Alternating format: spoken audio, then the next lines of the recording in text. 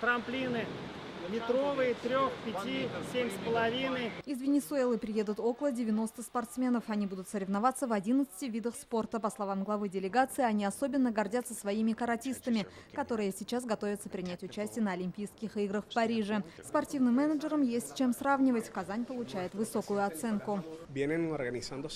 Организация к играм БРИКС на высшем уровне. Логистика устроена очень хорошо. Надеюсь, когда участники приедут в июне, они останутся довольны. Мы привезем много молодых спортсменов. В Сербской республике также хорошо развиты боевые искусства. Они отобрали лучших спортсменов по карате и дзюдо. В этом виде спорта ожидается сильная конкуренция с российской сборной.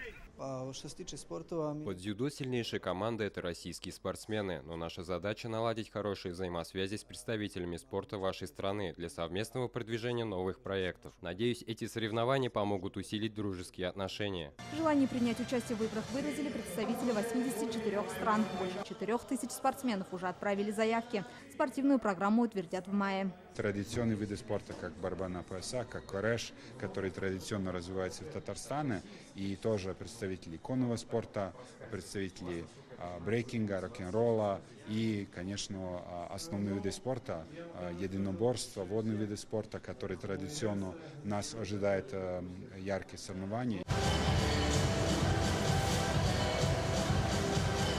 На этой неделе в Казани проходит чемпионат России по плаванию. Делегаты стали свидетелями соревнования, заодно оценили функционал Дворца водных видов спорта. Сейчас в республике находится 690 пловцов. Как раз на чемпионате определят тех, кто представит нашу страну на играх БРИКС в июне. Инзиля Хусаинова, Рамзиль Гарипов, ТНВ, Казань.